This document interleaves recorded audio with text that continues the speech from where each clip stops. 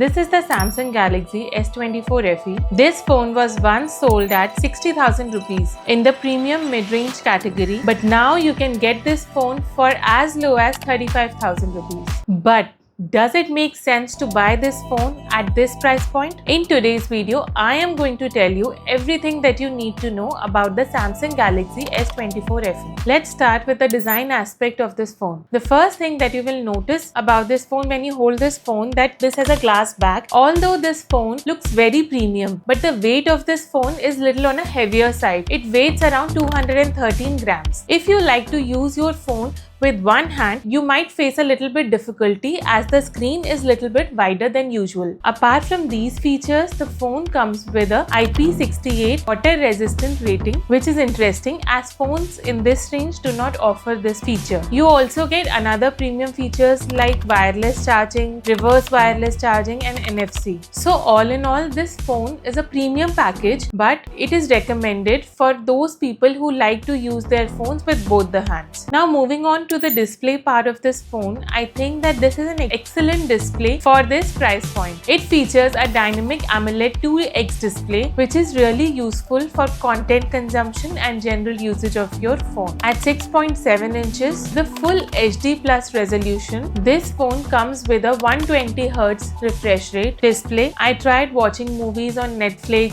YouTube, and the content consumption of this phone is really great. It supports HDR10 on Netflix and 4K HDR content on YouTube. The viewing angles of this phone are really good. Although the phone supports a peak brightness of 1900 nits, I feel that the outdoor experience of this phone could be better. If you look closely at the phone, you will notice that the bezels of this phone are slightly thicker from other phones. This phone comes with a Corning Gorilla Glass Victus Plus protection, which is decent, but I will suggest that you apply a tempered glass for better protection. I know a lot of you must be thinking and must be concerned about the Samsung Galaxy S24 FE's battery, but based on my 1 month usage of this phone, I think that the 4700 mAh battery can last up to 1 day for normal usage. But if you are into gaming or creating content, then you will have to probably carry a charger with you for this phone. Talking about charging, this phone supports about 25 watt charging, using which you can charge your phone up to 50% in 30 minutes. The phone also supports 15 watt wireless charging. This also supports wireless reverse charging if you have other devices that support that. However, you don't get a charger in the box of the phone, which is a slight disappointment. Let's talk about the camera of this phone. This phone comes with a triple camera setup, and I have to say that if you're looking for a camera oriented phone under 35,000, then this phone will not disappoint you. All three cameras are extremely capable of taking good photos both in daylight and low light. And if you're someone who likes to click a lot of portraits, then the 8 megapixel telephoto lens will be your go-to choice for clicking pictures in this phone. From a picture standpoint, the front camera is also a really good choice as it comes with a 10 megapixel wide angle sensor. If you like to create a lot of high definition video content from your phone, then this is a really good choice for you. Samsung has not cut down on any of the features from a video capability for all the 4 lenses that they have offered. You can record videos at 8K 30 FPS from a Samsung S24 FE. While 8K is not a preferred choice for everyone right now, you can record at 4K 60 FPS from all 3 lenses. Plus, you also get a dedicated Pro Video mode in which you can change key attributes like ISO, shutter speed. If you want me to do a detailed camera review of the Samsung Galaxy S24 FE, then please comment below. Now talking about the performance section, this phone comes with a Samsung Exynos 2400E chipset. This chipset is unique as Samsung chose to use an underclocked version of the Exynos 2400 in Samsung S24. From a raw performance standpoint, this phone is capable of generating 1.6 million score on Antutu, which means that it is a powerful chipset, and I could sense that while using the phone from the past last 1 month. From switching apps to opening apps to closing apps, from